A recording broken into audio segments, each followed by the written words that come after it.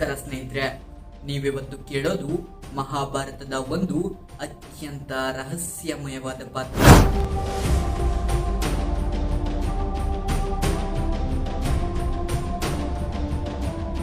ಯುದ್ಧದ ಹೊತ್ತಿನಲ್ಲಿ ಶಾಪಿತನಾದ ಅನಂತ ಕಾಲದವರೆಗೆ ಜೀವಂತವಾಗಿರುವ ದೇವತೆ ಹಾಗೂ ಶಾಪದ ಸಂಧಿ ಬಿಂದುವಿನಲ್ಲಿ ನಿಂತಿರುವಂತಹ ವ್ಯಕ್ತಿ ಅಶ್ವತ್ಥಾಮನ ಕತೆ.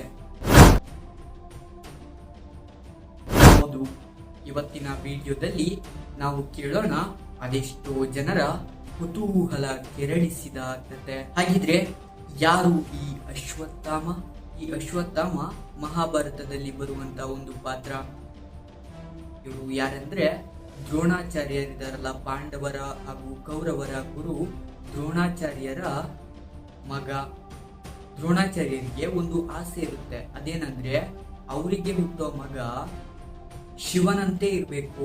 ಅಂದ್ರೆ ವೀರತೆ ಆಗಿರ್ಬೋದು, ಕೋಪ ಆಗಿರ್ಬೋದು, ಶಕ್ತಿ ಆಗಿರ್ಬೋದು, ಆ ರೀತಿ ಶಿವನಂತೆ ಇರಬೇಕು, ಶಿವನ ಅನುಗ್ರಹದಿಂದ ಹುಟ್ಟಬೇಕು ಅಂತ ಅವರು ಅದೆಷ್ಟೇ ಕಷ್ಟ ಆದ್ರೂ ತಪಸ್ಸಿಗೆ ಕೊಡ್ತಾರೆ.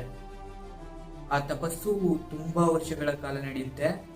ನಂತರ ಆ ದ್ರೋಣಾಚಾರ್ಯರ ತಪಸ್ಸಿಗೆ ಮೆಚ್ಚಿ ಶಿವ ಅವ್ರು ಕೇಳಿದ ಹಾಗೆ ಮಗುನ ವರದ ರೂಪದಲ್ಲಿ ದಯಪಾಲಿಸ್ತಾರೆ. ಅವಾಗ ಹುಟ್ಟಿದ್ದೆ ಈ ಅಶ್ವತ್ಥಾಮ. ನಾರ್ಮಲ್ ಆಗಿ ಈಗ ಒಂದು ಮಗು ಹುಟ್ಟಿದೆ ಅಂದ್ರೆ ಅದು ಮಗು ತರ ಅಳ್ತಾ ಇರುತ್ತೆ. ಆದ್ರೆ ಇಲ್ಲಿ ಹಾಗಲ್ಲ.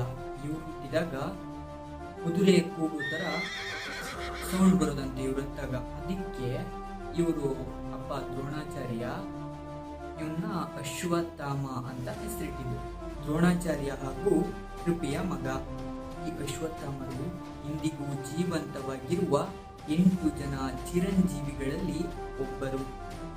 ಆ 8 ಜನ ಯಾರು ಅಂದ್ರೆ ಅಶ್ವತ್ಥಾಮ, ಬಲಿಚಕ್ರವರ್ತಿ, ವ್ಯಾಸಮುನಿ, ಹನುಮಂತ, ವಿಭೀಷಣ, ಕೃಪಾಚಾರ್ಯ, ಪರಶುರಾಮ, ಮಾರ್ಕಂಡೇಯ. ಇವರ 8 ಜನ ಕಲಿಯುಗಾಂತ್ಯದವರೆಗೆ ಚಿರಂಜೀವಿಗಳು. ಅಶ್ವತ್ಥಾಮ ಹುಟ್ಟಿದಾಗ ಗಣೇಶನ ನೀರು ಇತ್ತಂತೆ.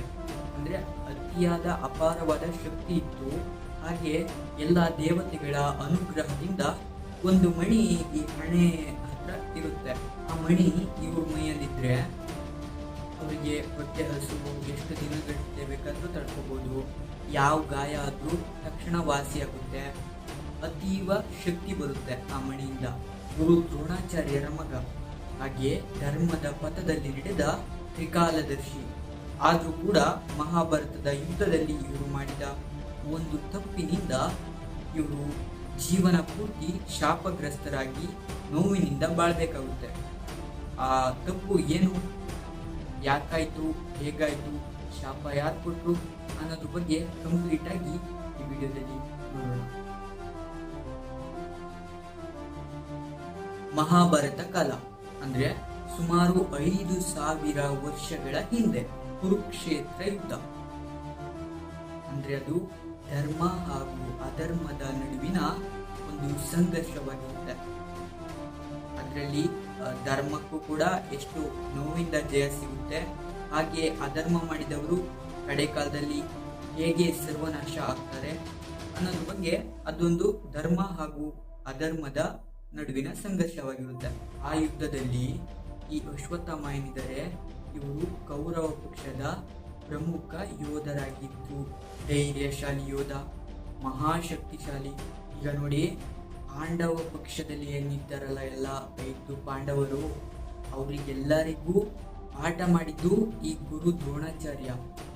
ಅವರು ಕೂಡ ಕೌರವ ಪಕ್ಷದಲ್ಲಿದ್ದಾರೆ. ಅಶ್ವತ್ಥಾಮ ಅವ್ರ ಮಗ, ಅವನು ಕೂಡ ಅತ್ಯಂತ ಮಹಾಶಕ್ತಿಶಾಲಿ. ಅವನು ಕೂಡ ಕೌರವ ಪಕ್ಷದಲ್ಲಿದ್ದಾನೆ. ಹೀಗಾಗಿ ಇವರಿಗೆ ಎದುರಿಸೋದು ತುಂಬಾ ಕಷ್ಟ ಆಗ್ತಿತ್ತು.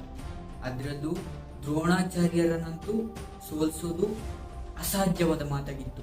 ಅವ್ರಿಗೆ ಗೊತ್ತಿದ್ದಂತ ಶಕ್ತಿ, ಕಲೆಗಳು, ಯುದ್ಧ ನೀತಿಗಳು ಇವರಿಗೆ ಶಿಷ್ಯರಿಗೆ ಗುರುಗಳಿಗಿಂತ ಜಾಸ್ತಿ ಏನು ಗೊತ್ತಿರಲಿಲ್ಲ. ವಯಸ್ಸಾಗಿದ್ದು ಕೂಡ ಗುರು ದ್ರೋಣಾಚಾರ್ಯರನ್ನ ಸೋಲ್ಸೋಕೆ ಯಾವುದೇ ರೀತಿಯಲ್ಲಿ ಸಾಧ್ಯ ಆಗಿರಲಿಲ್ಲ. ಹೀಗೆ ಯುದ್ಧ ಮಾಡ್ಬೇಕಾದ್ರೆ ಗುರು ದ್ರೋಣಾಚಾರ್ಯ ಅವರನ್ನ ಸೋಲ್ಸೋದು ತುಂಬಾ ಕಷ್ಟ ಆಗಿರುತ್ತೆ. ಆವಾಗ ಏನ್ ಮಾಡ್ತಾರೆ ಅಂದ್ರೆ, ಆ ಯುದ್ಧ ಭೂಮಿಯಲ್ಲಿ ಒಂದು ಆನೆ ಇರುತ್ತೆ. ಆ ಆನೆ ಹೆಸರು ಅಶ್ವತ್ಥಾಮ. ಹೀಗಾಗಿ ಭೀಮ ಅದನ್ನ ಕೊಂತಾನೆ. ಅದನ್ನ ಕೊಂದು ಅಶ್ವತ್ಥಾಮ ಸತ್ತೋದ ಅಂತ ಸುದ್ದಿನ ಎಲ್ಲ ಕಡೆ ಹಬ್ಬಿಸ್ತಾರೆ. ಈ ಸುದ್ದಿ ಗುರು ದ್ರೋಣಾಚಾರ್ಯರಿಗೆ ತಿಳಿಯುತ್ತೆ. ಅಶ್ವತ್ಥಾಮ ಸತ್ತೋದ ಅನ್ನೋ ಸುದ್ದಿ ಕೇಳಿದ ತಕ್ಷಣ ಅವರು ಆಯುಧಗಳನ್ನೆಲ್ಲ ಕೆಳಗಿಳಿದು ನಾನಿನ್ ಬದುಕಿದ್ದು ಏನ್ ಫಲ ಅಂತ ಡಿಪ್ರೆಷನ್ಗೆ ಒಳಗಾಗುತ್ತಾರೆ. ಇದೇ ಸರಿಯಾದ ಸಮಯ ಅಂತ ದ್ರೋಣಾಚಾರ್ಯರನ್ನ ಸಾಯಿಸಲಾಗುತ್ತೆ. ಈ ದ್ರೋಣಾಚಾರ್ಯರನ್ನ ಸಾಯಿಸಿದ್ಯಾರು ಗೊತ್ತಾ? ದುಷ್ಟದ್ಯುಮ್ನ ಅಂತ. ಅವನು ದ್ರುಪದ ರಾಜನ ಮಗ. ದ್ರುಪದ ರಾಜನ ಈ ದ್ರೋಣಾಚಾರ್ಯ ಸೋಲಿಸಿ ಸಾಯಿಸುತ್ತಾನೆ. ಹೀಗಾಗಿ ಆ ದುಷ್ಟದ್ಯುಮ್ನ ಅವನ ಮಗ ದ್ರೋಣಾಚಾರ್ಯರನ್ನ ಕೊಲ್ತಾನೆ. ಹೀಗೆ ಸ್ವಲ್ಪ ದಿನ ಕಳೆಯುತ್ತೆ. ಯುದ್ಧಾಂತ್ಯದ ಸಂದರ್ಭದಲ್ಲಿ ದುರ್ಯೋಧನನ್ನು ಸೋಲ್ತಾನೆ. ಅವಾಗ ದುರ್ಯೋಧನ ನರಳುತ್ತಾ ಬಿದ್ದಿರ್ತಾನೆ. ಅವನು ಸತ್ತಿರಲ್ಲ. ಎಲ್ಲ ಸತ್ತ ಅನ್ಕೊಂಡಿರ್ತಾರೆ, ಅವನು ಸತ್ತಿರಲ್ಲ. ಕೊನೆಗೆ ಸ್ವಲ್ಪ ಉಸಿರು ಉಳ್ಕೊಂಡಿರ್ತಾರೆ. ಆ ಟೈಮಲ್ಲಿ ಅಶ್ವತ್ಥಾಮ ಬರ್ತಾನೆ. ಯುದ್ಧ ಭೂಮಿಗೆ ಬಂದ ಅಶ್ವತ್ಥಾಮ ಮಿತ್ರ ಏನಾಯ್ತು, ಹೇಗೆ ನಿಮ್ಗೆ ಸೋಲಾಯ್ತು ಅಂತೆಲ್ಲ ಕೇಳಿದಾಗ, ಅಂದ್ರೆ ಭೀಮನ್ಕಿಂತ ಬಲಶಾಲಿ ಈ ದುರ್ಯೋಧನ, ಹಾಗಾಗಿ ಅವರು ಹೇಗ್ ನಿನ್ನ ಸೋಲಿಸಿದ್ರು ಅಂತ ಹೇಳ್ಬೇಕಾದ್ರೆ, ಇಲ್ಲ ಕೃಷ್ಣನ ಮೋಸದಿಂದ ನಾನು ಸೋತಿದ್ದೇನೆ, ಹೀಗಾಗಿ ನೀನು ಪಾಂಡವರನ್ನ ಸಾಯಿಸ್ಬೇಕು, ನೀನು ಸಾಯಿಸ್ತೀಯ ಅಂತ ನಂಗೆ ಪ್ರಮಾಣ ಮಾಡು ಅಂತ ದುರ್ಯೋಧನ ಅವನ ಹತ್ರ ಮಾತು ತಗೊಂಡು ಸಾಯ್ಬೇಕಾದ್ರೆ ದ್ರೋಣಾಚಾರ್ಯರಿಗೆ ಮೋಸವಾಗಿದ್ದು, ದ್ರೋಣಾಚಾರ್ಯರು ಹೇಗೆ ಸತ್ತಿದ್ದು ಅದನ್ನೆಲ್ಲ ದುರ್ಯೋಧನ ಹೇಳಿರ್ತಾನೆ. ಅದನ್ನು ತಿಳ್ಕೊಂಡ ಅಶ್ವತ್ಥಾಮ ಸಿಟ್ಟಿನಿಂದ ಕುದಿತ ಪಾಂಡವರು ಮಲಗಿದ್ದ ಕುಟೀರದ ಹತ್ರ ಹೋಗ್ತಾನೆ. ಆದ್ರೆ ಅಲ್ಲಿ ಯುದ್ಧ ಭೂಮಿಯಲ್ಲಿ ಕುಟೀರಗಳಲ್ಲಿ ಪಾಂಡವರು ಬೇರೆ ಕಡೆ ಮಲಗಿರ್ತಾರೆ. ಇಲ್ಲಿ ಇವನು ಹೋಗಿದ್ದೆ ಬೇರೆ ಕುಟೀರಕ್ಕೆ. ಇವನು ಫಸ್ಟಿಗೆ ಹೋಗ್ತಿದ್ದಂಗೆ ಆ ಕುಟೀರದೊಳಗೆ ಹೋಗಿ ಅಲ್ಲಿ ದುಷ್ಟದ್ಯುಮ್ನ ಪಾಂಡವರ ಸೇನಾಧಿಪತಿ ಅವರು ದ್ರೋಣಾಚಾರ್ಯರನ್ನ ಕೊಂದಿರ್ತಾನೆ. ಅವನ ಹತ್ರ ಹೋಗಿ ಫಸ್ಟ್ ಅವನ ವಿರುದ್ಧ ಸೇಡ್ ತೀರ್ಸ್ಕೊಳ್ತಾನೆ. ನಿರಾಯುಧನಾಗಿ ಮಲಗಿದ್ದ ದುಷ್ಟದ್ಯುಮ್ನ ಎದುರಿಗೆ ಈ ಮಹಾಶಕ್ತಿಶಾಲಿ ಅಶ್ವತ್ಥಾಮ ಹೋಗಿ ನಿಲ್ತಾನೆ. ಅಶ್ವತ್ಥಾಮನಂತ ಬಲಶಾಲಿಗೆ ಅವನೊಬ್ಬನ ಸಾಯಿಸೋದು ಮ್ಯಾಟ್ರೇ ಆಗಿರ್ಲಿಲ್ಲ. ಕೈಯಲ್ಲೇ ಕತ್ತು ಹಿಸುಕಿ ಸಾಯಿಸ್ತಾನೆ. ನಂತರ ಪಾಂಡವರು ಮಲಗಿರ್ತಾರೆ ಅನ್ಕೊಂಡು ಬೇರೆ ಕುಟೀರಕ್ಕೆ ಹೋಗಿ ಅಲ್ಲಿ 5 ಜನನ ನೋಡ್ತಾನೆ. ಅವರೇ ಪಾಂಡವರು ಅಂತ ತಿಳ್ಕೊಂಡು ಆ 5 ಜನನ ಸಂಹಾರ ಮಾಡಿಬಿಡ್ತಾನೆ. ಆದ್ರೆ ಆಕ್ಚುಲಿ ಅಲ್ಲಿ ಮಲಗಿದ್ದವರು ಪಾಂಡವರ ಪುತ್ರರು, ಉಪ ಪಾಂಡವರಾಗಿರ್ತಾರೆ. ದ್ರೌಪದಿಗೆ ಜನಿಸಿದ 5 ಜನ ಮಕ್ಕಳಾಗಿರ್ತಾರೆ.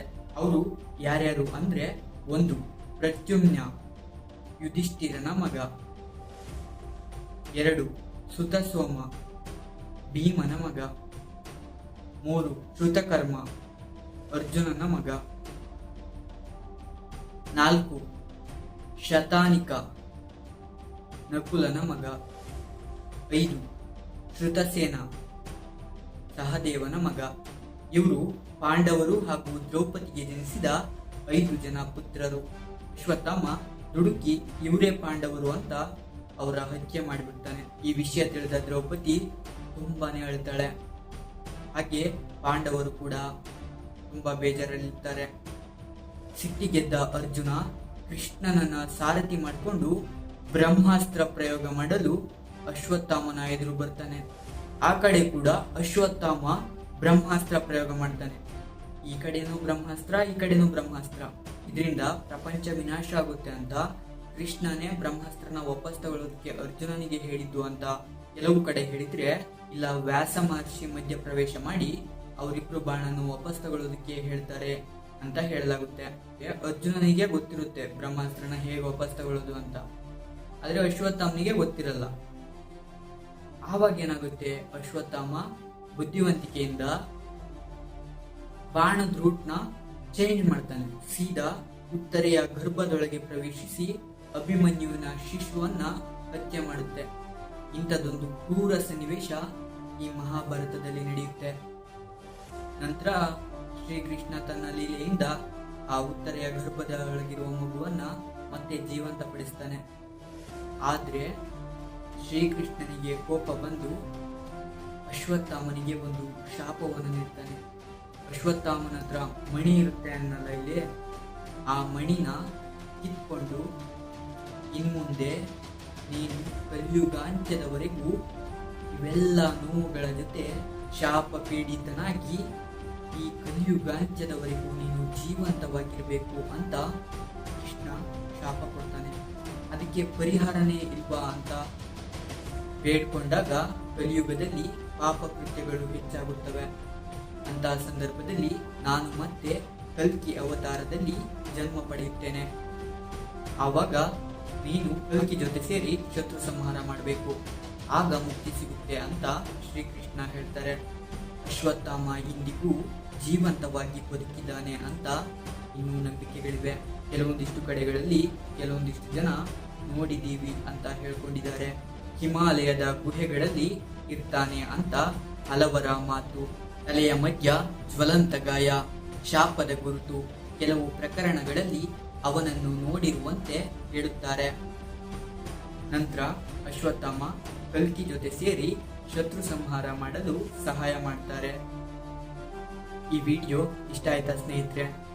ಇದೇ ತರ ಕುತೂಹಲಕಾರಿ ವಿಡಿಯೋಗಳಿಗಾಗಿ ನಮ್ಮ ಚಾನಲ್ನ ಸಬ್ಸ್ಕ್ರೈಬ್ ಮಾಡಿ, ಆದಷ್ಟು ಶೇರ್ ಮಾಡುವ ಮುಖಾಂತರ ನಮಗೆ ಸಪೋರ್ಟ್ ಮಾಡಿ ಅಂತ ಕೇಳ್ಕೊತಾ ಇದ್ದೀನಿ. ಧನ್ಯವಾದಗಳು.